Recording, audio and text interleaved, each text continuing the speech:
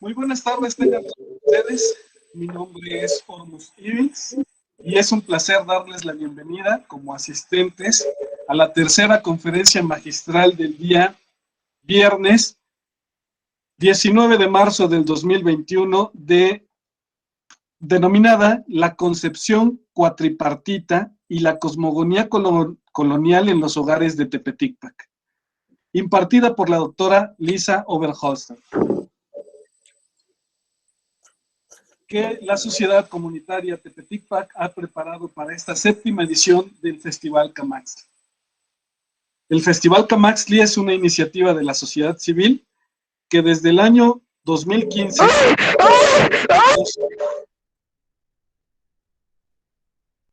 con instituciones públicas y privadas con el propósito de...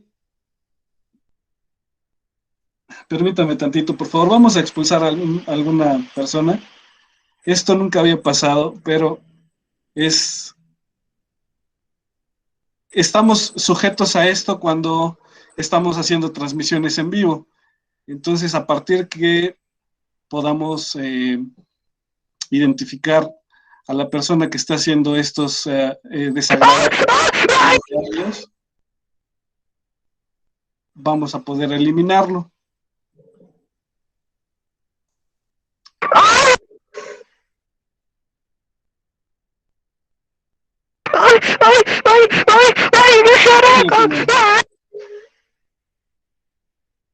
Microfones. Ay, ay, pai, para. Ai, negão, dá risadinha pra mim, dá. Tá acabando de ser molhado.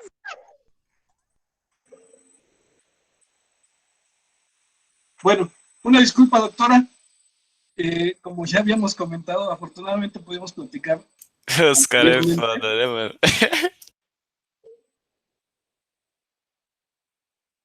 Vamos a tener que eliminar algunas personas y obviamente pues esto nos está quitando tiempo, ¿no?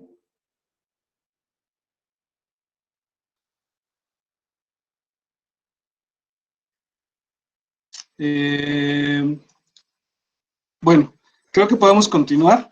De aquí en adelante ya no podemos arriesgarnos a aceptar personas, pero bueno, pues vamos a continuar con la sesión.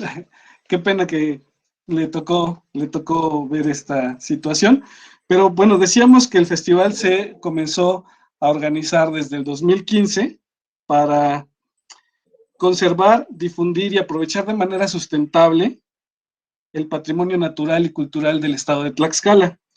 Esta es nuestra primera edición virtual y es oportuno hacer los siguientes comentarios para los que aún están con nosotros. Todos los eventos están realizándose a través de la plataforma de Google Meet, la cual tiene una capacidad limitada de 100 personas, que podrán interactuar con los participantes si el tiempo lo permite en una sesión de preguntas y respuestas, así como comentarios. El tiempo de recepción para los asistentes fue de 10 minutos a partir de la hora marcada en el programa del festival en general. Quienes no alcancen a estar en esta reunión podrán seguir la transmisión en vivo a través de Facebook Live en la cuenta de Santiago Tepeticpac, si las condiciones tecnológicas nos lo permiten. Adicionalmente, la reunión será grabada y cargada en la plataforma de YouTube, en la que aparece según el nombre con el que aparece en nuestro programa general. Solicitamos respetuosamente a los asistentes mantener sus micrófonos y cámaras desactivadas, así como evitar compartir su pantalla a menos que el anfitrión indique una cosa diferente. Si algún asistente no respeta estas condiciones o no se comporta de manera apropiada, será eliminado de la reunión y se le impedirá el acceso al resto de las actividades, como desafortunadamente ya nos ocurrió el día de hoy. Y pues, sin más preámbulo, es muy grato para mí presentar a la doctora Lisa Oberholzer, que fue doctorada en la Universidad de Northwestern en Chicago, Estados Unidos, en el 2012. Entre el 2012 y el 2015 fue profesora de antropología en la Universidad Estatal de Wichita, en Kansas, Estados Unidos. Y desde el 2015 ha sido profesora de antropología en la Universidad McGill de Canadá. Es directora del proyecto de arqueología cotidiana de Tepeticpac, lo cual empezó en 2017 y está patrocinado por el gobierno de Canadá. El proyecto tiene como objetivo la reconstrucción de la vida cotidiana, la identidad social y la economía doméstica en el posclásico tardío a la colonia temprana, en el Cerro de Coyotepec de Tepeticpac. Anteriormente, realizó investigaciones arqueológicas domésticas en el sitio de Xaltocan, en el Estado de México, enfocándose a la historia de la ocupación y los cambios en la vida cotidiana con el imperialismo y el colonialismo. Junto con Julia Hendon y Rosemary Joyce, es editora de la segunda edición del libro Mesoamerican Archaeology. Y junto con Cynthia Robin, es editora del volumen de Materiality of Everyday Life, DAP3A. Ha publicado 22 artículos y capítulos sobre género, etnicidad, la vida doméstica, la producción de cerámica, la memoria social, la cronología, la producción de historia y el imperio azteca, así como el colonialismo. Pues muchas gracias por estar con nosotros, doctora. Le vuelvo a solicitar una disculpa. Ya ve que pues al ser eventos en vivo y al tenerlos abiertos al público, se presta a que haya pues este tipo de situaciones. Desafortunadamente, pues nunca falta las personas que buscan sabotear estas iniciativas. Sin embargo, bueno, pues le damos la palabra. Esperemos que ya no tengamos ningún incidente de este tipo y que podamos disfrutar de su ponencia. Muchas gracias, doctora. Gracias y muchas gracias por la invitación. Es un honor, es un placer estar aquí con todos ustedes esta tarde. De hecho, ya en Montreal. Ya es noche. Entonces, ya voy a compartir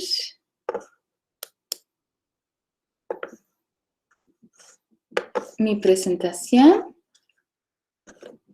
Ok. ¿Pueden ver la pantalla, la presentación? ¿Sí se ve? Ok, muy bien. Ok, pues buenas tardes, muchas gracias por venir a esta ponencia, a esta charla, esta tarde. Por favor, si no entienden algo, obviamente español no es mi lengua nativa y ya tiene un rato desde que estoy en México por causa de la pandemia, entonces si no entienden algo, por favor, levantan la mano para preguntar y puedo explicar más. Hoy voy a hablar un poco de mis investigaciones de la vida doméstica en el sitio de Tepeticpac, sobre todo de una casa ocupada en la colonia temprana. Aunque era cotidiana, es decir, diario, repetitivo, ordinario, común, la vida de la gente común en el altiplano central era extraordinaria porque era llena de significado ritual, como vamos a ver hoy. Hoy voy a platicar un poco sobre la direccionalidad, la cosmogonía, es decir, los modelos del universo y también del movimiento, tanto del calendario como en los espacios domésticos. Mi presentación hoy también implica la memoria social, es decir, no es la memoria de un individuo, sino la memoria compartida entre un grupo y transmitido a través del tiempo, o más bien heredado. Y también implica la memoria como historia, en este caso, la historia de una sola casa. Hoy quiero dedicar mi plática, mi charla, a don Pedro Sarmiento Vázquez, quien era un miembro integral y querido en mi proyecto arqueológico en Tepeticpac. Que descanse en paz. Es gracias a sus esfuerzos y también los esfuerzos de todo el equipo. Y aquí tengo algunos de sus nombres y una foto de la temporada de campo de 2017. Es gracias a los esfuerzos de todo mi equipo de campo y del laboratorio desde ese año que puedo hablar hoy de la vida cotidiana en la época colonial en el cerro conocido hoy como Coyotepetl. Quiere decir Cerro del Coyote, que es parte de Tepeticpac. Entonces, quiero agradecer a todos ellos. Es un esfuerzo colaborativo y sin ellos no habrá ninguna plática. Pues ya comenzamos. Como ustedes probablemente ya saben, los documentos históricos describen Tepeticpac como uno de los señoríos o altepeme del estado de Tlaxcala. Era el señorío más antiguo, es decir, el primero. Hay escasa ocupación al epiclásico, es decir, antes del estado, pero la mayoría de la ocupación del sitio está fechada al posclásico medio y tardío, a partir del siglo XII o XIII, cuando los chichimecas llegaron a la región según los documentos. Los tlaxcaltecas fundaron su capital y crearon una conferencia que resistió la conquista por los aztecas cuando la mayoría del altiplano ya se había caído. Ellos formaron un estado bastante diferente de los aztecas. Este estado era basado en el reino colectivo, había más igualdad para sus habitantes y se puede ver el resultado de este sistema diferente de gobierno en el plano urbano de la ciudad. Había varios barrios, todos con su propia plaza, aquí en negra, y rodeada por muchas terrazas domésticas. Es decir, que las plazas y templos pequeños eran distribuidos a través de la ciudad. No había un solo centro ceremonial, como era típico para la mayoría de México en esa época. Las fuentes etnohistóricas dicen que muchas personas llegaron a Tlaxcala como disidentes políticos, eran intentando escapar al imperio azteca. Así que puede haber sido un lugar muy cosmopolitano, con miembros de varios grupos étnicos, con relaciones y conexiones con muchas otras comunidades. Después de unas batallas con Hernán Cortés y su ejército español, los tlaxcaltecas, como ya hemos visto en esta conferencia, decidieron aliarse con los españoles para por fin conquistar a sus enemigos, los aztecas. Mandaron ayuda con el ejército. Eso incluyó soldados, también mujeres para cocineras, enfermeras, etc. Y por este servicio los tlaxcaltecas recibieron privilegios únicos dentro del sistema colonial. Aquí ustedes pueden leer un pasaje, un texto del Archivo General de las Indias sobre los servicios de los tlaxcaltecas. Eran sujetos directos de la corona, es decir, que no eran parte del sistema de encomienda.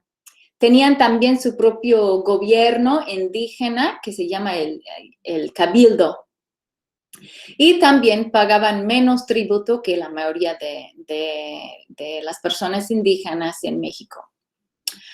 Formaban en el siglo XVI una sociedad bastante próspera antes de la llegada de muchos colonos españoles y antes de que muchos se murieron de las epidemias. En las montañas en Tepeticpac hay evidencia muy clara de la ocupación colonial. Hay una capilla franciscana que se ve aquí, probablemente de los años 40 del siglo XVI, y este ha sido investigado y consolidado por el doctor Aurelio López Corral, junto con su colega Ramón Santa Cruz. Y hay muchos documentos históricos sobre la época colonial, tanto del cabildo, del gobierno indígena, y también por el lado de los españoles. Pero también, aunque hay estas fuentes etnohistóricas muy interesantes y con mucha información, también siempre es importante reconstruir la ocupación con los restos arqueológicos que dan evidencia de la mayoría de la población y que también nos dan una vista más larga de la historia. Y con este objetivo yo empecé el proyecto de Arqueología Cotidiana de Tepeticpac, enfocado especialmente en la ocupación encima del cerro que hoy se llama Coyotepetl, el Cerro del Coyote. Aurelio López Corral había excavado en la plaza encima, que se ve aquí. Esta es la vista desde un dron.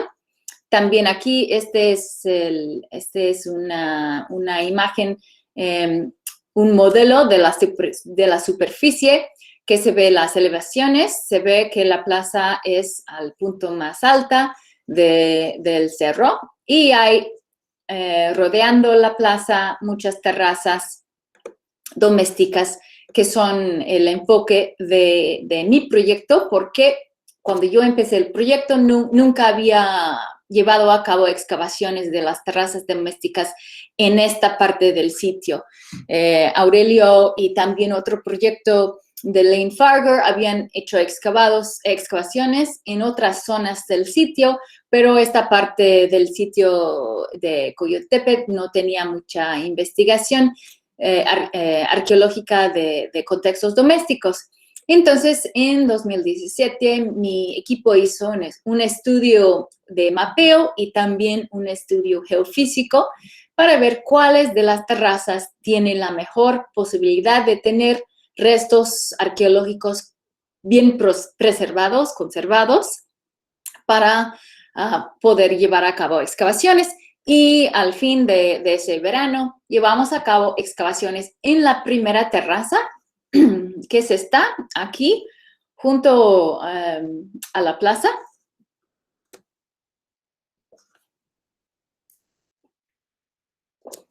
Aquí está la terraza desde el aire con un dron. Antes de nuestras excavaciones, desde el noreste y este. Escogimos esta terraza tanto por la preservación de los muros de la terraza, como los estudios geofísicos que enseñaron algunas líneas que parecieron ser posiblemente muros de estructuras domésticas, es decir, casas.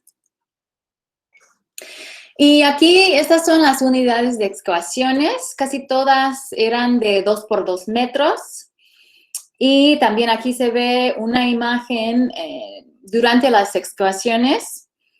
Y aquí quiero resaltar esta línea blanca, muestra un recorte del tepetate que hicieron para facilitar la construcción doméstica.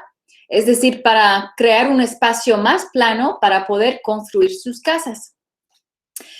De hecho, nos damos cuenta en las excavaciones de que los muros de la terraza, que son más o menos aquí, de hecho son posteriores a la ocupación doméstica.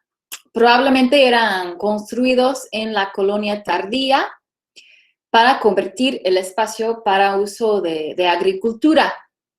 Era después de que ya abandonaron las casas en este lugar que construyeron esta terraza. La nivelación para vivir se efectuó a través del recorte y también por los muros de la casa, que eran básicamente como una terraza pequeña. Eso quiere decir que cuando pensamos del paisaje, cuando pensamos de la organización del espacio, del sitio en el posclásico, no se puede presumir la fecha, la datación de todas las terrazas. Probablemente no todas son del posclásico, por ejemplo. En la parte oeste de la terraza, aquí, encontramos los restos de varios elementos para la captación de agua, incluyendo aquí un muro de mampostería, algunos canales y hoyos en el tepetate. Y estos probablemente era para la captación de agua. Sin embargo, se llenaron los hoyos con basura en la época colonial, probablemente cuando se mudaron a la comunidad actual, cuando ya eran para salir, llenaron esos pozos con basura, que era pues muy afortunado para nosotros como arqueólogos porque estudiamos esa basura. En la parte este de la terraza encontramos los restos de 4 cuartos, cada uno con varias fases de ocupación, hasta 6 en el cuarto prehispánico. Entonces, voy a enseñar cada cuarto, pero aquí está el primero, que es del posclásico, aquí el segundo, que es colonial, aquí un patio colonial, y aquí debajo de estos árboles hay un cuarto habitación. Aquí hay todo para enseñar dónde está todo. Aquí está la casa posclásica, esta de la esquina. Fue destruida en parte por la construcción de la terraza más tarde, probablemente en la colonia tardía. Tiene preservado una serie de 3 apisonados. Abajo hay otra casa que utiliza algunos de los mismos muros, pero no todos, con otra serie de 3 pisos, uno de ellos de un estuco delgado. La casa es orientada hacia el norte, exactamente, y las otras casas desvían algunos grados al oeste, pero básicamente más o menos son orientadas todas las casas hacia el norte también.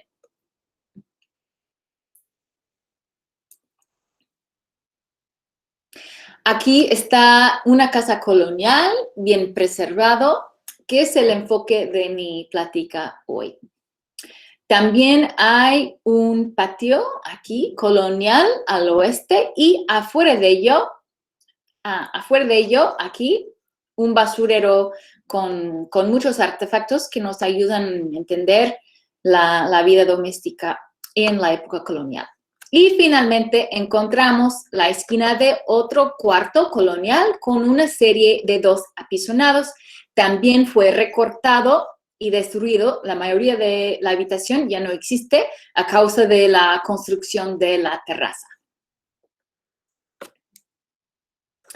Para fechar la ocupación de esta terraza, mandé 23 muestras de carbón que encontramos en los estratos para análisis de radiocarbono. Entonces, les voy a enseñar. Estas son 2 fechas ya calibradas. Y lo que enseña es la probabilidad de que la fecha cae en estos años. Entonces, hay 95% de probabilidad que esta muestra cae entre 1400 y 1440 años después de Cristo. Siempre hay un poco de error por causa del análisis, no nos da una fecha exacta como un documento histórico. Y esta es la fecha más antigua que tenemos de la terraza. Esta es la fecha más actual, más reciente. Es de uno de esos pozos de agua que se llenaron al abandono. Y nos muestra que probablemente es más o menos 1600 años después de Cristo, pero hay más error por causa de las fechas donde cae. que tiene que ver con la curva de calibración de radiocarbono. Entonces, básicamente se puede decir que probablemente hay 150 años de ocupación en esta serie de casas, en esta terraza, la mayoría de los siglos XV y XVI. Aquí se ven las fechas de radiocarbono para la casa colonial, esta, de que voy a hablar hoy. La construcción cuenta con bloques de tepetate, ladrillos y piedras calcáreas. Como los otros muros, tiene caras muy claras al exterior de la casa. Esta casa tiene 4 fases de ocupación, cada uno asociada a un tlecuil hecho de ladrillos, y yo voy a enfocar mucho en estos tlecuiles hoy. Entonces, lo que vemos de la fechación, la datación de esta casa, es que básicamente es del siglo XVI. Tal vez un poquito del comienzo del siglo XVII. El primer tlecuil es el elemento 78. Está construido completamente de ladrillos y se encuentra al sur del cuarto. Está asociado con un apisonado también, el elemento 86. Y sabemos que estos dos elementos, es decir, los elementos más profundos, son coloniales debido a la presencia de tipos de cerámica de esa época. Había algunas cerámicas vidriadas, también los restos de cerdo, los huesos de cerdo, y 3 fechas de radiocarbono. Una de estas fechas era una semilla de durazno. Muy interesante porque el durazno no existió en la época prehispánica, entonces ya al excavar el apisonado, cuando encontramos esa semilla de durazno, ya sabíamos que tenía que ver con la época colonial, que probablemente pues la gente ya empezó a tener sus árboles, que de hecho todavía existen en el cerro, hay algunos árboles de durazno. Entonces encontramos estos en el apisonado asociado con este tlecuil. La segunda fase de ocupación del cuarto se representa por un tlecuil en el este del cuarto, que es el elemento 35, y también otro apisonado, el elemento 33. La tercera etapa de construcción del cuarto se representa solamente por un tlecuil, que es el elemento 62. Es ubicado al norte del cuarto. Seguramente había un apisonado asociado, sin embargo, ya no está preservado. Entonces, o tal vez el equipo no lo vio a excavarlo. Finalmente, la cuarta etapa tiene un tlecuil al oeste, que es el elemento 32, y también su apisonado asociado, el elemento 24. Este es pues, el menos conservado o preservado, probablemente porque era el último. Sin embargo, sabemos que estaba ahí, sabemos su forma, sabemos el material, etc. Es decir, que estos 4 tlecuiles están orientados a las 4 direcciones. Disculpe. A través del tiempo, el movimiento sin embargo, los tlecuiles solamente era visible a la vez un tlecuil, ¿no? En cualquier fase de ocupación, nada más se podría ver un tlecuil. No es que la casa tenía 4 tlecuiles en uso a la misma vez, sino que ya eran tapados, cubiertos con los apisonados después. Sin embargo, lo que podemos ver es que a través del tiempo, estos tlecuiles, que eran en la memoria de los ocupantes de la casa, pues siguen una direccionalidad en sentido antihorario, ¿no? Aquí es el más el primero, el tlecuil más profundo, después al este, después al norte, después al oeste. Estas orientaciones son, como los voy a explicar, ligadas a concepciones de la estructura del universo, del tiempo, del calendario y además tienen significado ritual, incluso en esta época colonial. Es impresionante, yo pienso que es impresionante y muy interesante cómo los habitantes de Tepeticpac mantuvieron este patrón, mantuvieron estas prácticas, el significado ritual del espacio, del modelo del universo, bajo el dominio de los españoles, bajo el colonialismo. Además, pues podemos ver una división cuadripartita, no solamente en los tlecuiles, sino también en otros materiales. También en las cerámicas, por ejemplo. Las vasijas de servir, los polícramos, muchas veces están divididos en 4 también, como se ve con este cajete. Aquí se ve la división en 4 partes. Este es un tipo de polícromo que Aurelio López Corral llama machillot, trazos geométricos, y este tipo de polícromo muchas veces tiene una división en 4 partes en su base, y este tipo es muy, muy común en la época colonial. También los malacates que se usaban para hacer el hilo, a veces tienen una división cuadripartita. Por ejemplo, encontramos este malacate grande que probablemente se usaba para hilar una fibra muy gruesa como el maguey, es decir, el ixtle. Y encontramos este malacate en el basurero colonial, directamente afuera de la casa, afuera del patio. El malacate tiene una decoración de grecas escalonadas, en náhuatl se llama xicalcolyuqui, que quiere decir guaje torcido. Y también la decoración está dividida en 4 partes. La arqueóloga Constance Vega Sosa escribe que los motivos cuadripartitos representan los 4 cuartos del universo, es decir, los puntos donde el sol sube y baja en los solsticios. Refiere a los ciclos solares, el movimiento de los cosmos y también del calendario.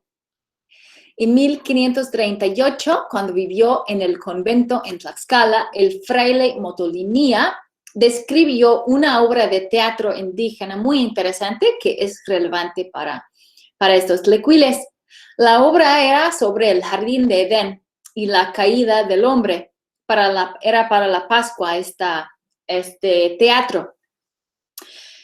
Cuando los tlaxcaltecas, las personas indígenas, construyeron el escenario para la obra, el paraíso se hizo como una sierra con un árbol de vida en medio, desde lo cual corrieron 4 ríos o manantiales, justamente en forma de un modelo del universo indígena.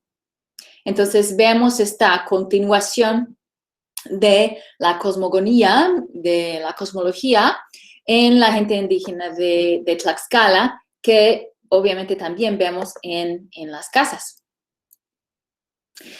Las flores también, especialmente las flores con una espiral al centro, como se ve aquí, aquí, es un motivo muy popular en la cerámica colonial de Tepeticpac. Por ejemplo, encontramos, de hecho, este sello viene de la casa del posclásico de la terraza, Quinceñé, pero también hay este motivo en la cerámica en la época colonial. Y Vega Sosa dice que esto también refiere al movimiento del sol que sucedió cada día. La direccionalidad antihorario que vemos en los hogares de Tepeticpac en la colonia temprana también tiene un significado ritual. Muchas comunidades actuales en Mesoamérica, tanto en la zona maya, por ejemplo, en Santiago Atitlán, en Guatemala, tienen procesiones rituales en este sentido. Incluso yo he visto en México hoy en día procesiones de las iglesias católicas que también toman esta direccionalidad rodeando a través de la iglesia. Según la comunidad maya de Santiago Atitlán, esas procesiones alimentan el sol y también alimentan al sol específicamente en su movimiento en el cielo. Es decir, que estas procesiones rituales son muy importantes para la continuidad del universo. Los documentos etnohistóricos muestran lo mismo para la época colonial. Por ejemplo, el Códice Mendoza, que muestro aquí, tiene un ritual donde la partera, esta mujer aquí, bañaba al recién nacido. Y la imagen muestra con las huellas de sus pies en el movimiento antihorario que corresponde a las acciones en el texto.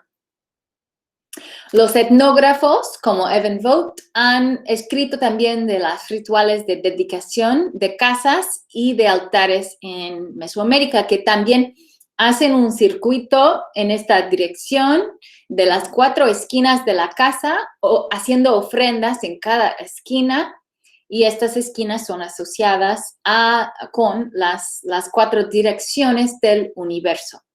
Y dicen que esta procesión ritual da una alma a la casa, la convierta en un lugar sagrado y también crea el centro, el centro de la casa. Movimiento más hacia atrás, hacia el pasado. El arqueólogo Ángel García Zambrano ha publicado sobre los rituales, el historiador, ha publicado sobre los rituales de fundación, las ceremonias de alinderamiento en los títulos de la época colonial en varias partes de México, en varios estados. Y él dice que los rituales de fundación enfatizan una concepción de la tierra encerrada en una cuadra, también cruzada por diagonales, que es lo que vemos aquí en este mapa de Nochistlán en Oaxaca.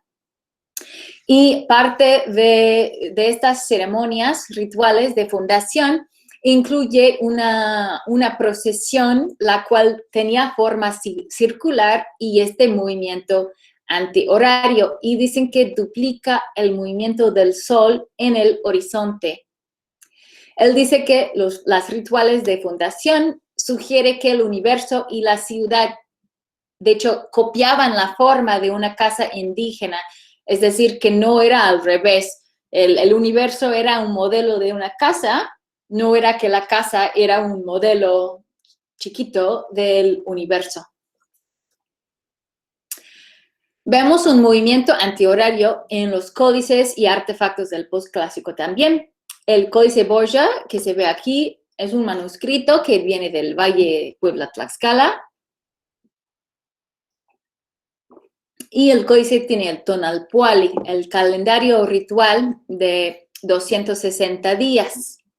Los días parecen una procesión ritual, pagando homenaje a las 4 direcciones.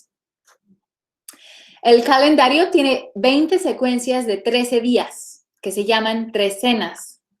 La primera trecena va hacia el este, la segunda hacia el norte, al oeste y la cuarta al sur.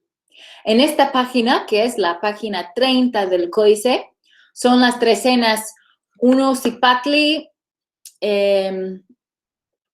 o cocodrilo, viento, casa, se ve aquí rodeando todos los signos del calendario, empezando aquí y terminando aquí con flor. Y esta página resalta Unocipactli aquí hacia el este, luego 6, que es muerte, después es el mono, Ozomatli, y, que es el 11, y finalmente 16, Coscuautli o Sopilote hacia el sur. El calendario tenía un ciclo de 52 años, que es el Xiupuali, que era como un siglo. Al fin de este ciclo, las personas en todo el altiplano hacían ceremonias del nuevo fuego. Pues este ciclo de 52 años, este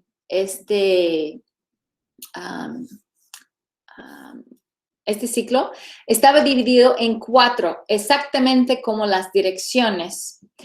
Cada uno de ellos, cada uno de las direcciones, estas divisiones, se llama un cargador o portador del año. Esos eran Toshli o conejo, aquí. Luego, Akat o carizo, Tecpatl o cuchillo de pedernal y Cali o casa, siempre en este orden. Este calendario por Muñoz Camargo los tiene al revés en términos de dirección. Estos signos iban combinados con los numerales 1 al 13 y después de 52 años se repitió. Pues yo creo que a lo mejor los 4 tlecuiles de la Casa Colonial de Tepeticpac que excavamos en 2017, que eran los nuevos fuegos de la casa, eran algo como, funcionaban como cargadores del año o portadores del año. Y que a lo mejor eran construidos esos tlecuiles cada 13 años. Desafortunadamente, las cronologías arqueológicas son muy imprecisas. Sin embargo, una cronología de 52 años, un periodo de 52 años, es congruente con lo que sabemos de la cronología de la casa, porque todos los 4 apisonados parecen ser coloniales y del siglo XVI.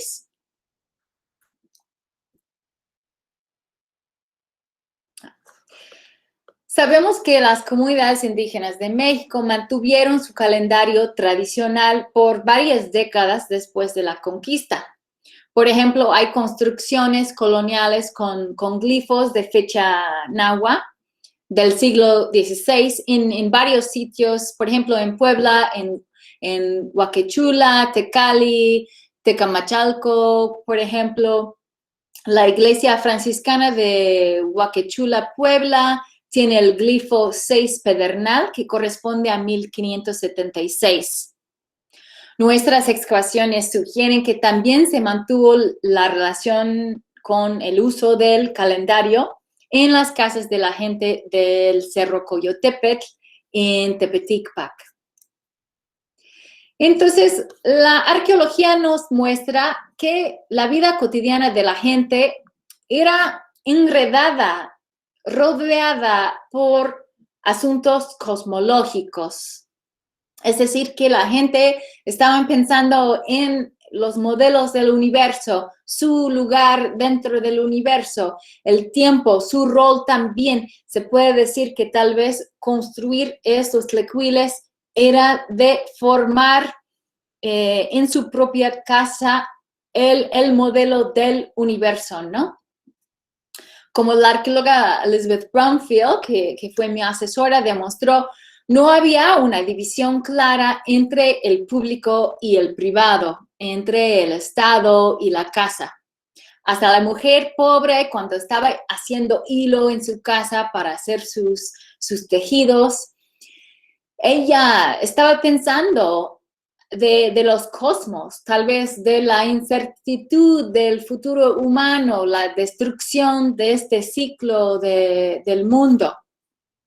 Y ella sugiere que tal vez el hogar, de hecho, era el punto de origen de mucha de la simbología, de las convenciones artísticas, de la cosmogonía, y no el Estado, ¿no? Que esos tienen orígenes en las casas y no en el Estado, sino que el Estado después apropió toda esta simbología. La casa o cali del altiplano, con sus 4 lados o muros y su punto central, era un microcosmo, un modelo pequeño del universo.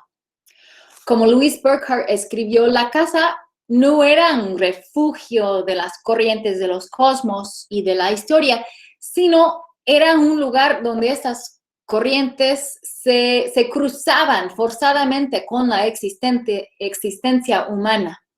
Adentro de las casas, muchos de los quehaceres cotidianos, cosas como barrer, tejer, eran ritualizados, eran estructurados, eran asociados con los dioses, por ejemplo. El patrón espacial de los hogares adentro de la casa en la colonia temprana en Tepeticpac implica tanto el tiempo y el espacio. Cada paso espacial de los tlecuiles implica otra etapa o fase de la historia de vida de esta casa, es decir, de la familia. Un nuevo apisonado, un nuevo fogón. Y esta relación entre tiempo y espacio se ve claramente en los manuscritos pictóricos del altiplano central. En estos manuscritos, el espacio se utiliza para mostrar el transcurso del tiempo. Por ejemplo, en una serie de acciones, un tiempo de viaje o los lapsos entre las generaciones, como se ve en las genealogías. Básicamente, si los eventos están extendidos a través del tiempo, los manuscritos representan este lapso de tiempo a través de una separación en el espacio de la página. Representan el paso-tiempo con el movimiento en espacio. Por ejemplo, en las genealogías se ve con una línea el espacio entre las generaciones y también aquí con peregrinaciones y viajes en el paisaje. Así podemos considerar los restos domésticos que excavamos en Tepeticpac. Son historias escritas o grabadas en la tierra con ladrillos. El movimiento de los tlecuiles se trataba de la historia de la vida de la casa. Y este movimiento y historia tenía un significado ritual que se relacionó con el universo, el movimiento del sol, la continuación de la vida y del mundo. Y esta vida ritual muy vibrante, muy dinámico, continuó en Tepeticpac bajo el reino de los españoles en el siglo XVI. Los tlaxcaltecas forjaron una sociedad muy creativa, un gobierno indígena poderoso, como mencioné antes, en el siglo XVI. Y eso fue en parte gracias a su servicio a los españoles en la conquista de los aztecas, también conquista de grupos en Centroamérica, incluso como colonos al norte, un servicio que les dio un rol privilegiado en la sociedad colonial. Ya sabíamos mucho antes de este proyecto de la vida de las élites en la nueva ciudad de Tlaxcala, por ejemplo, de los registros del cabildo, como por ejemplo que compraron borregos y pagaron un español a enseñarles cómo criarlos bien. Hay muchos detalles muy interesantes sobre la vida de las élites en Tlaxcala. Y también tenemos otros documentos, el lienzo de Tlaxcala, el lienzo de Tepeticpac, etc. Sin embargo, para entender bien la vida de la mayoría de la gente, para entender bien la vida de esas familias que quedaron en los cerros como en Coyotepetl, pues hay que hacer la arqueología, ¿no? Hay que estudiar sus restos arqueológicos que quedan ahí en el sitio. Con excavaciones podemos ver cómo la gente mantenía sus rituales, su cosmovisión y su modelo del universo. Sin embargo, hoy no quiero sugerir que los habitantes de Tepeticpac eran estáticas o sin cambios después de su encuentro con los europeos. Es cierto que rechazaron algunos elementos de los españoles y, por cierto, no había cambios inevitables. No había nada intrínsecamente mejor en la cultura española. Por ejemplo, vemos en esta terraza que siguieron llevando sus besotes, ¿no? Que era símbolo de su identidad indígena, también masculina, una identidad masculina y también de estatus. Aquí se ve en la genealogía de una familia de Tepeticpac, las personas con sus besotes, y estos son los besotes que encontramos afuera de la casa en el basurero que enseñé antes.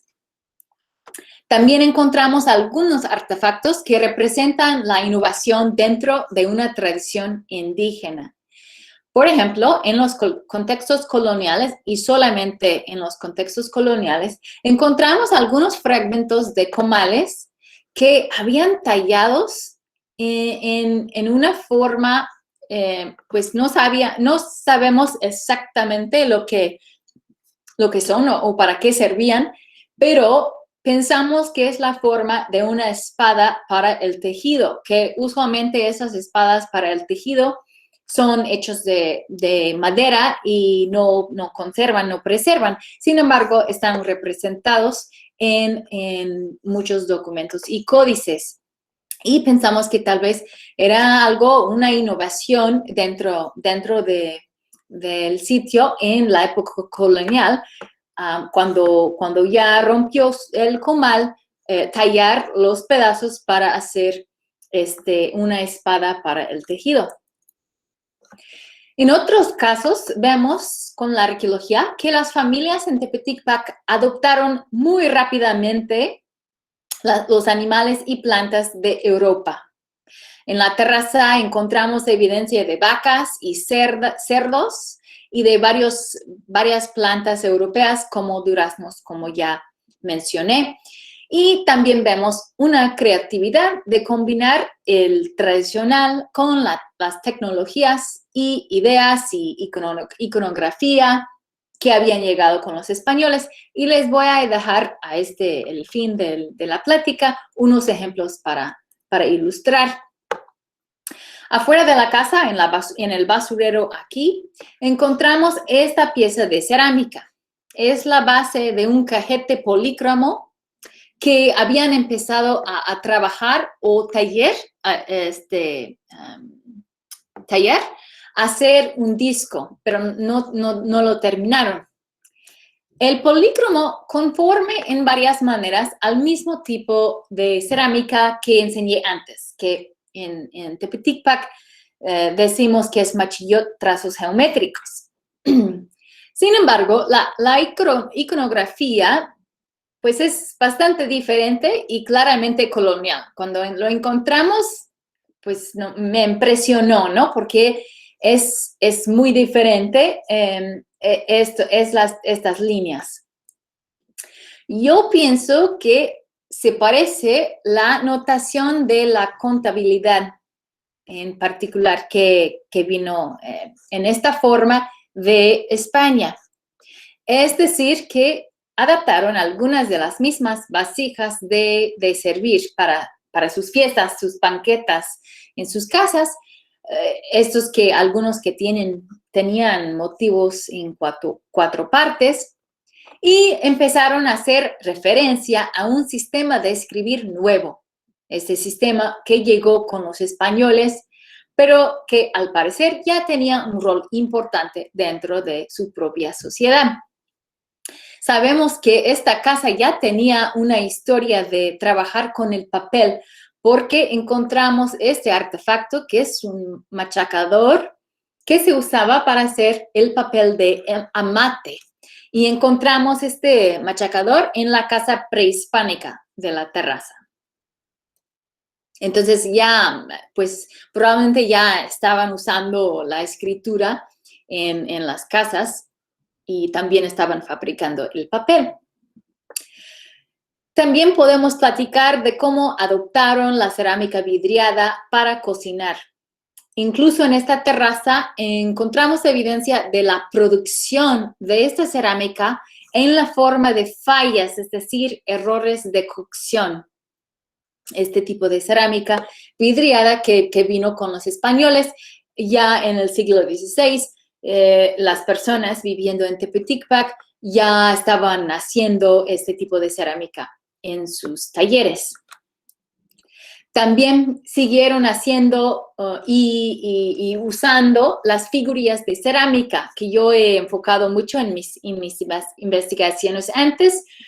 Y algunas de esas figurillas ya en la época colonial tenían motivos y personajes, muestran personajes europeos, como los sombreros y la ropa, una persona rezando aquí, ya pues europeos, ¿no?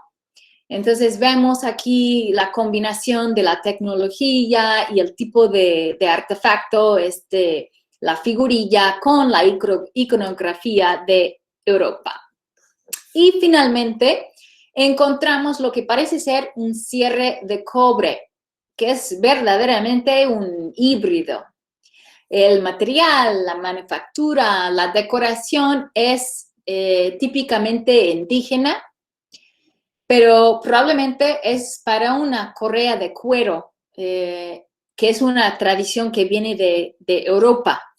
Es decir, que en el siglo XVI la gente en Tepeticpac siguieron innovando, escogieron algunos elementos nuevos que vinieron de España y combinaron estos con algunos elementos tradicionales, al mismo tiempo que mantuvieron la cosmología, el calendario prehispánico, como vemos en los tlecuiles. Pues muchísimas gracias por su atención. Quiero dejar un poco de tiempo para preguntas, si algo no está claro o si les interesa una parte de la charla, puedo platicar un poco más sobre ella. Y también necesito agradecer las fundaciones que patrocinaron la investigación, sobre todo el Social Sciences and Humanities Research Council, que es parte del gobierno de Canadá, y también al INAH y la comunidad de Tepeticpac para el permiso de la investigación, y finalmente al doctor Aurelio López Corral, quien me ha ayudado en establecer el proyecto en Tepeticpac. Pues es todo. No sé si hay algunas preguntas. Muchas gracias, doctora. Qué interesante ponencia.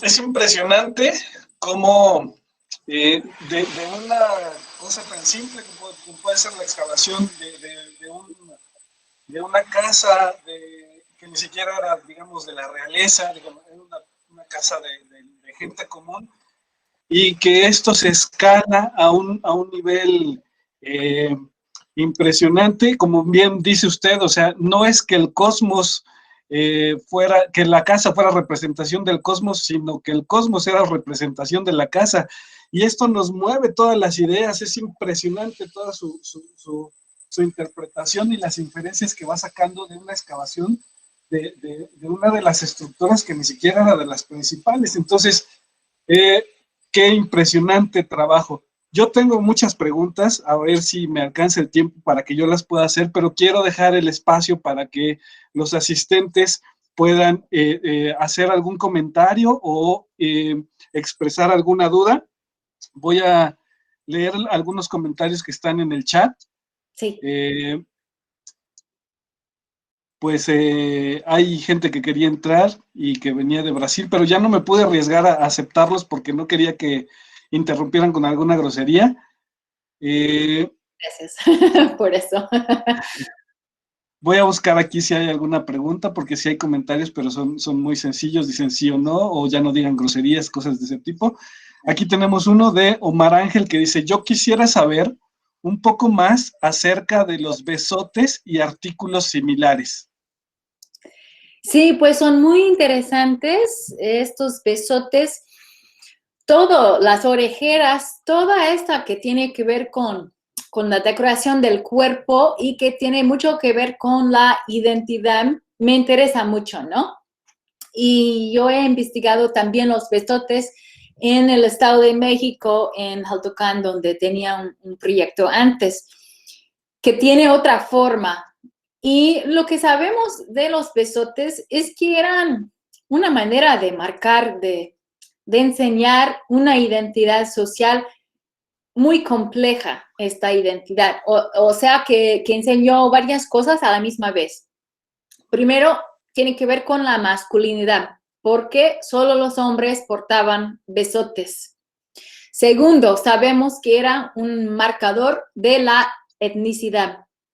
En Jaltocán, en el Estado de México, pues había un cambio de etnicidad antes pensamos que era con la conquista por los aztecas. Antes era la capital del estado Otomí y tenían una forma de un besote muy largo, tallado de obsidiana, que hacían en el sitio. Y después cambió a un tipo en forma muy redonda, de otros materiales que ya no hacían en Jaltocán y que creo que refleja un cambio de identidad étnica en el sitio hacia uno más como mexica. Hay en los códices, los documentos históricos, algunas menciones de las formas. Hay formas redondas, por ejemplo, y hay otra forma que yo encontré en esta terraza de Tepeticpac, ¿no? Entonces yo creo que puede ser que refleja una identidad de ahí, ¿no? Tlaxcalteca, y que pues era muy importante mostrar esta etnicidad tanto en la época colonial, ¿no? Y finalmente el material de que está hecho el besote, sabemos por los textos, por los códices, todo, que refleja el estatus, ¿no? Que habían de hueso y también de obsidiana, que eran de la gente muy pobre o común, y que obviamente los reyes mexicas, por ejemplo, tenían sus besotes de jade, de oro, etcétera, y en medio hay el cuarzo y algunos otros materiales.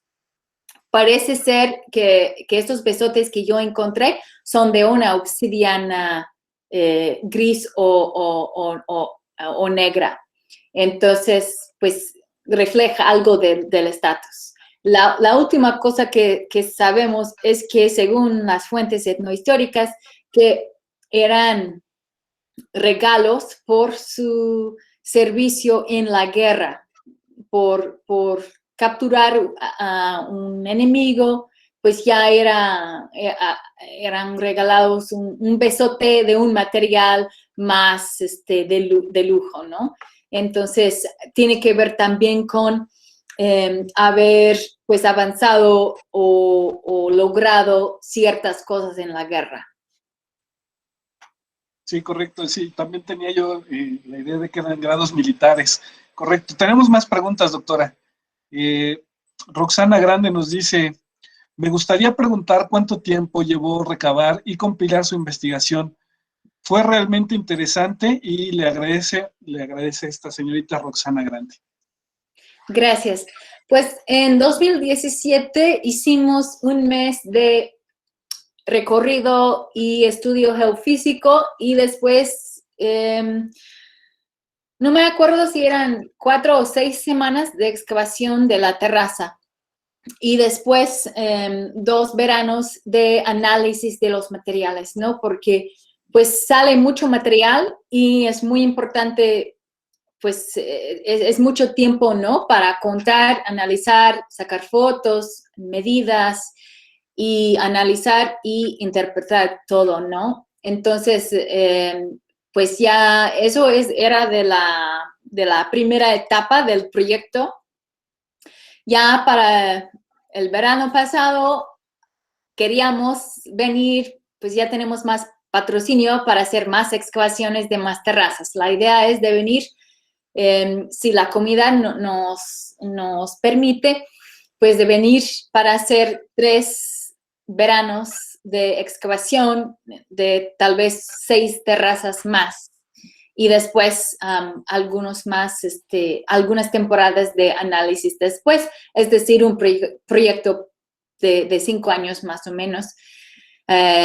Obviamente con la pandemia no se pudo y vamos a ver hasta cuándo se puede viajar por la salud, ¿no? Gracias, doctora. Tenemos más preguntas. Omar Ángel nos dice, ¿tiene más información respecto a estas modificaciones corporales?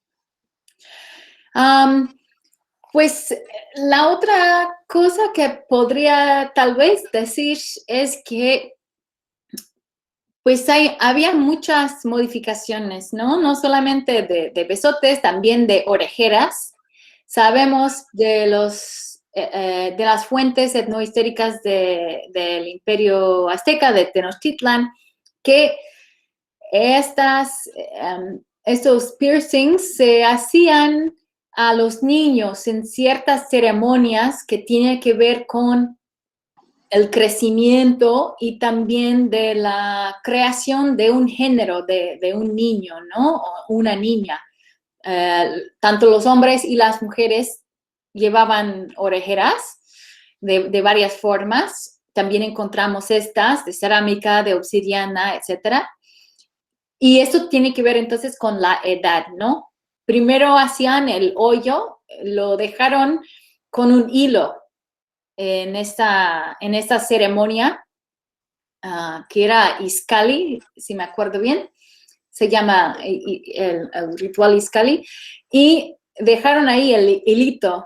Y era después, cuando ya eran más grandes, que empezaron a poner sus orejeras, empezando obviamente con una chiquita y después más grande.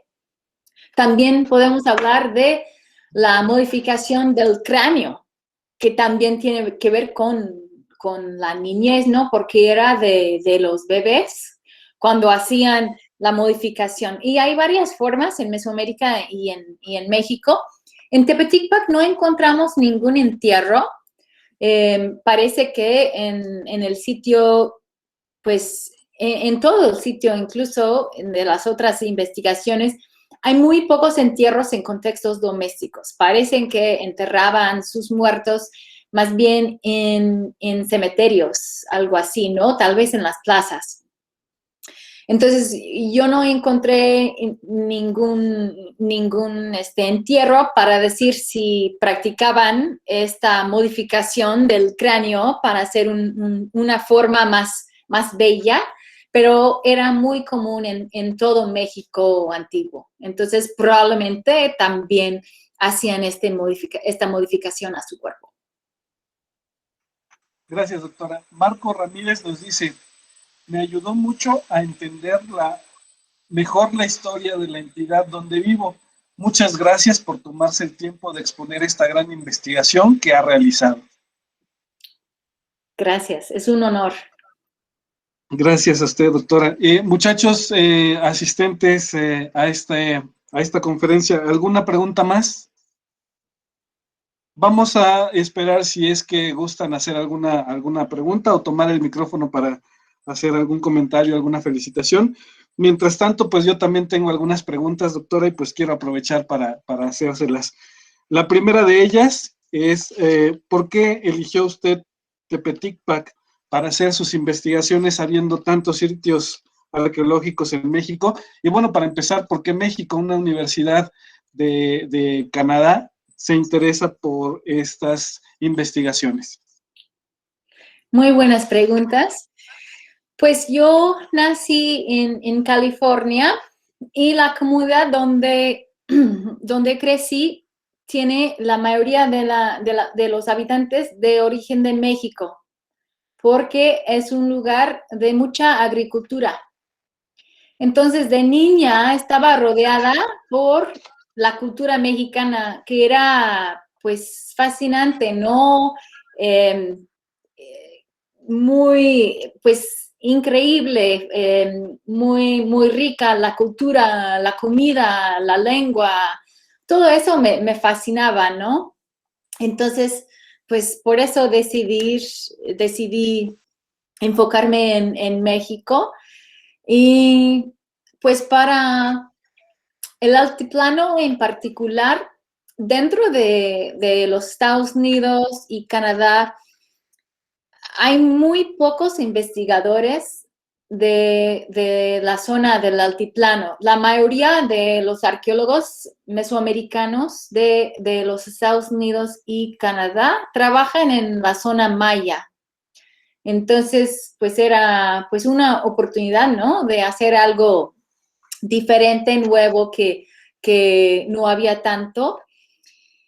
Y dentro de Tepeticpac, pues Tepeticpac, Tlaxcalan, el estado de Tlaxcalan, también la sociedad colonial de Tlaxcala, me fascinó porque era independiente, ¿no? Era independiente de los aztecas. Mi investigación anterior era de un lugar conquistado por los aztecas. Pero ¿qué del otro lado, no? Yo quería saber que si era muy diferente y cómo, ¿no? Supuestamente el sitio donde trabajé antes, en el Estado de México, algunas de las personas, de hecho, pues escaparon y fueron a Tlaxcala, ¿no? Hay un Jaltocán en Tlaxcala. Entonces, pues me interesó también por eso. Y además por la época colonial, que presenta una organización distinta por el servicio en la conquista, ¿no? Que pues identificamos la comunidad como, en inglés decimos indigenous conquerors, los conquistadores indígenas, ¿no? Y que eso es muy interesante, es un rol diferente dentro de la sociedad. Y antes de que yo trabajé en un proyecto de recorrido del sitio de Lane Fargar en 2008. Era el primer año que visité el sitio. Y era increíble la preservación, la conservación del sitio, más que todo en Tepeticpac, ¿no? Porque está en el cerro, pues hay menos casas, más conservado. Pero me pareció que tal vez no va a ser así para siempre, ¿no? O sea, que hay una ventana, hay una oportunidad que tenemos hoy en día para reconstruir algo más de la historia de Tepeticpac a través de sus restos arqueológicos. Y vemos en mucho México, pues con la mancha urbana, pues estos recursos arqueológicos después ya no existen, ¿no? Entonces, pues pensé, pues tal vez ya es tiempo de hacer algo más de investigación. Y este cerro, Coyotepec, pues no había recibido mucha atención, tanta atención como los otros cerros. Tal vez incluso porque la cerámica no es tan decorada, no es tan fina. Tal vez era un poco más, no hay tanta diferenciación social, es decir, las élites y los pobres, no. La sociedad en Tlaxcala parece no ser tan dividida en sí. Sin embargo, hay alguna diferenciación, ¿no? Y parece que en el cerro de Coyotepec, pues que vivían tal vez algunas personas más pobres. Y a mí me encanta reconstruir la vida de la gente común, ¿no? De la mayoría de la sociedad, que es muy interesante y sabemos muy, muy, muy poco de ellos con las fuentes históricas. Entonces, por eso llegué a Coyotepec. Gracias, doctora. Y qué interesante que comente esto, porque justamente en las otras ponencias mencionábamos casos de otros sitios arqueológicos, como son Ocotelulco o Tizatlán, donde la gente construyó encima de los vestigios arqueológicos y lejos de avisar cuando se encuentran algo, pues lo destruyen para que no se los expropien, no se los quiten, o para no generar interés de la sociedad, ¿no? Y entonces con eso estamos perdiendo la riqueza histórica que tenemos. Entonces, bueno, triste esa parte, pero qué bueno que también se interesara por reconstruir la vida cotidiana de la gente común, ¿no? Porque siempre nos interesamos por los reyes, por los dioses, por la gente principal, pero ¿qué pasa con los que construyen en sí la sociedad, que son las personas del estrato bajo, ¿no?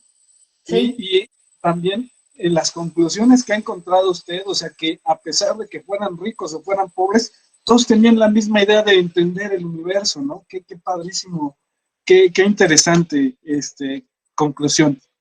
Tenemos otra pregunta de Roxana. Yo tengo más todavía, pero si no le molesta, vamos a seguir un ratito con usted. Sí. Roxana nos dice, ¿cuál considera que son los rasgos más importantes de sus descubrimientos arqueológicos y qué diferencian a lo que ha encontrado con otras culturas? Pues lo más interesante, yo diría, de lo que hemos encontrado en Tepeticpac es la creatividad y la innovación de la cultura material. Por ejemplo, las combinaciones de elementos que representa pues una visión artística muy interesante en la época colonial, ¿no? Sabemos también que en la época prehispánica el sitio de Tepeticpac, todo de Tlaxcala, de hecho, tenía una proporción muy alta de cerámica decorada. Es decir, que en sus casas tenían muchas cosas pues muy finas, decoradas con muchos colores, muchos diseños, esta iconografía muy rica, que es diferente, ¿no? Por ejemplo, al Imperio Azteca. Y eso, pues, me interesa, ¿no? Yo diría eso. Sí, gracias. Para complementar un poco, el doctor Aurelio también ha pues descubierto incluso que el tipo de cerámica es único, e incluso se le llama cerámica Tepeticpac a los colores, a los polícromos y a los diseños escalonados. Entonces, es una identidad que se tiene solamente aquí, y el tipo de cerámica incluso lo nombró el doctor así, la cerámica tipo Tepeticpac. Entonces, para complementar la información. Sí. Doctora, bueno, continúo con las preguntas mías en lo que los muchachos y los participantes van animándose a hacer más.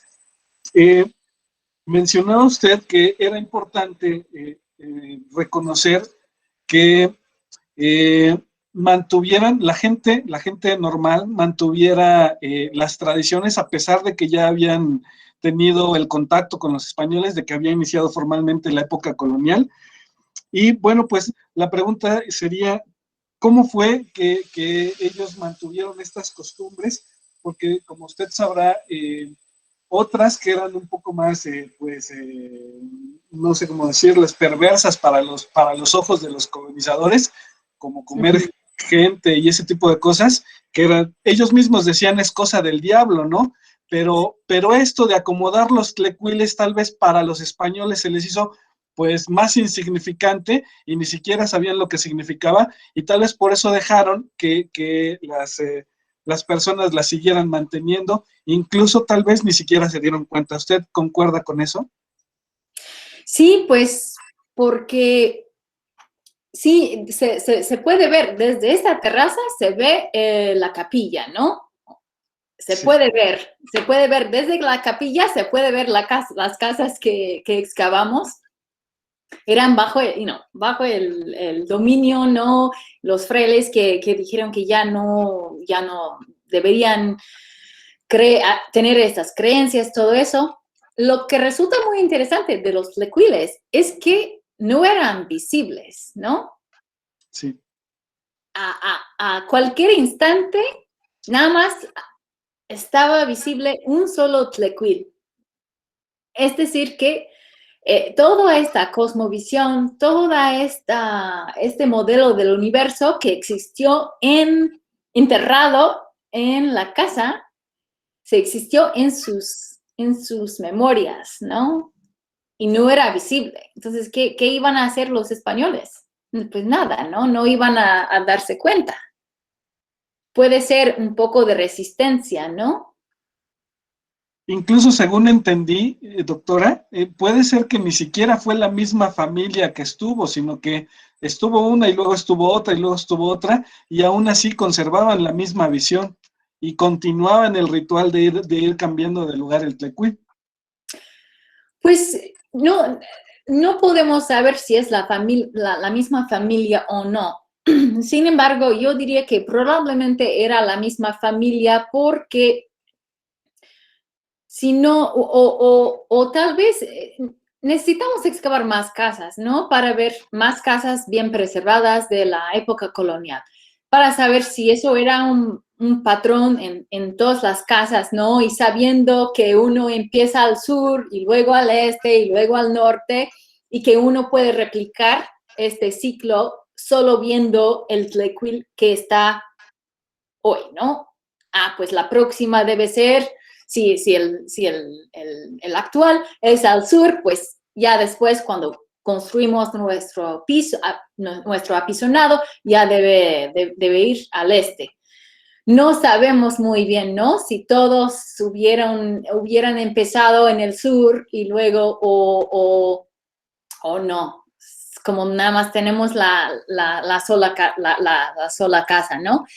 También pues sería muy interesante si es que cada 13 años construyeron otro apisonado y otro tlecuil, ¿no? Porque el fuego es precisamente asociado con el calendario y con el ciclo, ¿no? El ciclo de 52 años.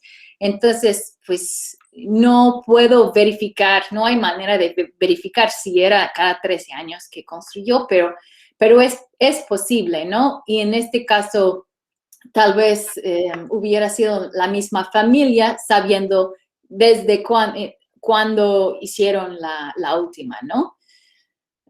O el último tlecuil. Pero esas cosas son muy difíciles a investigar con la arqueología, ¿no? Sí, se dejan a la interpretación. Pero justamente aquí la tradición oral en Tepeticpac maneja que cada cierto tiempo se rompían todas las vasijas, pues como usted decía, ¿no? El ciclo del fuego nuevo. Y entonces es por eso que normalmente al caminar por el cerro nosotros podemos encontrar muchos fragmentos de cerámica, porque cada vez que se hacía este periodo, pues sí se sabía que, por ejemplo, todos los trastes, toda la cerámica se rompía para volver a renacer y volver a comprar todo, volver a hacerse de sus cosas otra vez. Pero bueno, esto del interior de la casa, pues va complementando toda esta información que se tenía antes, ¿no? Sí. A ver, permítame una pregunta más. Bueno, desde mi punto de vista, considero que muchas de las tradiciones y de la ritualidad que se maneja en las culturas mesoamericanas es similar a las culturas orientales. ¿Usted considera que esto también ocurre? ¿Me podría dar un ejemplo de...? Sí, por ejemplo, en la preparación del cuerpo como para los rituales, como usted mencionaba hace ratito, pues barrer, no solamente era barrer, sino que estaban haciendo un ritual al momento de hacerlo. Y por ejemplo, culturas japonesas que también tienen esta manera de ver las cosas. Mi pregunta era si usted cree que hay alguna relación, y si es que sí la hubiera, pues cómo podría haber sido que dos culturas que están a lados opuestos del mundo tengan interpretaciones similares del universo, del mundo en el que vivían, ¿no? Pues no tenemos ninguna evidencia de comunicación, ¿no? En esa época entre estas partes del mundo. Entonces, pues yo diría que tal vez es por azar, ¿no? O es decir que yo creo que tal vez, como no tenemos evidencia de comunicación o de enlaces entre esos lugares, pues es difícil explicarlo de otra manera, ¿no? Tal vez alguien dirá algo sobre una explicación psicológica o algo así, no sé, pero bueno, no soy experta en eso. Lo siento. Gracias, doctora. Pues mi última pregunta, ¿qué otros proyectos tiene? ¿Piensa usted regresar a la zona arqueológica? Ya mencionó hace ratito que sí, que ya incluso hay los fondos, pero ¿qué otros proyectos tiene usted ahorita en proceso? Sí, pues la idea ahora es seguir trabajando con la comunidad, ¿no? A plantear cuestiones. Empezamos ya a hablar un poco en el verano de 2019 sobre qué preguntas tienen ellos sobre su propio pasado, ¿no? Y queremos pues seguir planeando eso y eso será la dirección, ¿no? Entonces, pues ellos explicaron que les interesa desarrollar un poco más su museo, entonces pues quiero ver si puedo apoyar en eso, tal vez con patrocinio de Canadá, por ejemplo, pero más que todo yo quiero que la comunidad me diga qué debemos hacer, ¿no? ¿Cómo es que la arqueología puede apoyar a la comunidad actual? ¿Qué es lo que lo que la comunidad le interese? ¿Qué es lo que quieren saber? ¿Qué es lo que quieren reconstruir?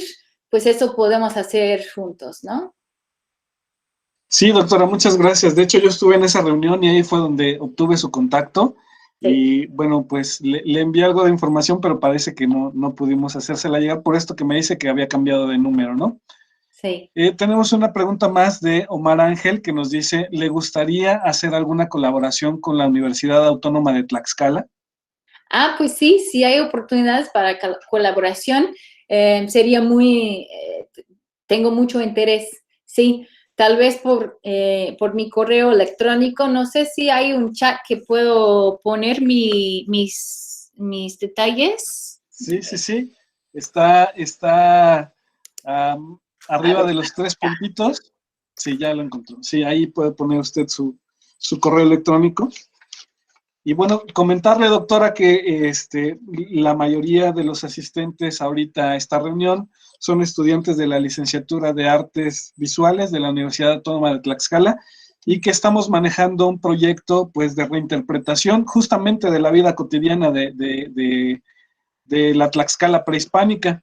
Y entonces justamente los recientes descubrimientos que nos acaban de presentar nos ayuda a poder hacer, en este caso, creaciones artísticas donde vamos a representar, por ejemplo, justamente las casas de la gente, la forma en la que se vestía la gente, la forma en la que se peinaba, la forma en la que se lavaba los dientes, ese tipo de cosas que gracias a aportaciones como la de usted, vamos a poder pues interpretar de una mejor manera. Me incluyo también porque yo también he estado preparando algunas piezas y bueno, pues incluso esas piezas, pues no me parece descabellado pensar que podrían ser incluidas en algunas de sus investigaciones. Sí, muy interesante. Sí, me encantaría eso. Bueno, ya estamos ahí viendo su correo electrónico, es lisa.overholster@magil.ca. Así es.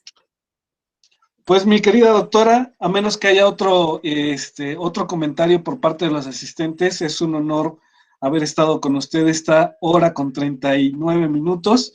Fue muy productiva, nos abrió los ojos sobre muchas cosas. Le comentaba yo a los asistentes que incluso son cosas que todavía ni siquiera están publicadas, entonces es información de primera mano, por lo cual le agradecemos de verdad su participación. Y pues a nombre de la Sociedad Comunitaria Tepeticpac, si me permite, vamos a entregarle de manera virtual un reconocimiento que después le haré llegar a su correo electrónico. Permítame presentar la pantalla.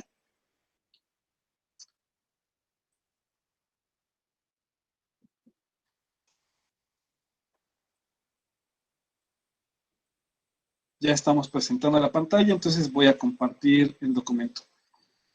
Dice así: la Sociedad Comunitaria Tepeticpac otorga el presente reconocimiento a Lisa Oberholster por su extraordinaria participación en el 7º Festival Camaxtli con la ponencia Concepción Cuatripartita y la Cosmovisión Colonial en los Hogares de Tepeticpac, realizada en línea del día 19 de marzo del año 2021, en un horario de 6 de la tarde, ahí dice a 7, aunque nos tardamos un poquito más, con una duración de 1 hora sincrónica, y firma su servidor, Ormus Higgins Méndez Rivera, presidente de la Sociedad Comunitaria Tepeticpac. Muchísimas gracias. Muchas gracias a usted, de verdad que nos sentimos muy honrados con su presencia, y pues eso es todo por el día de hoy. Doctora, le invitamos a que nos acompañe en las siguientes ponencias que continúan el día de mañana, y que para el día domingo también vamos a tener la presencia de la doctora o aspirante a doctora, no estoy seguro, la Catrina, que hoy nos acompaña como espectadora y está viendo más o menos cómo va a ser la logística. Saludos, Katy. Esperamos que puedas estar contenta con nosotros el día domingo y que nos acompañe usted, doctora. Muchas gracias. Muchísimas gracias. Es un honor estar aquí con ustedes hablando de la arqueología. Gracias. Pues un abrazo. Entonces, hasta pronto. Podemos ya desconectarnos si es que así gustan. Yo me quedo hasta el final, pero muchas gracias a todos. Gracias. Gracias.